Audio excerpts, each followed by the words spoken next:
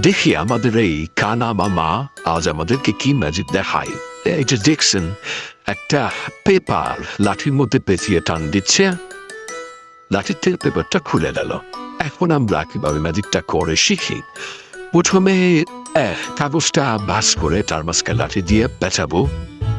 পেঁচাতে পেঁচাতে ঠিক এইভাবে পেঁচানো হবে। এবার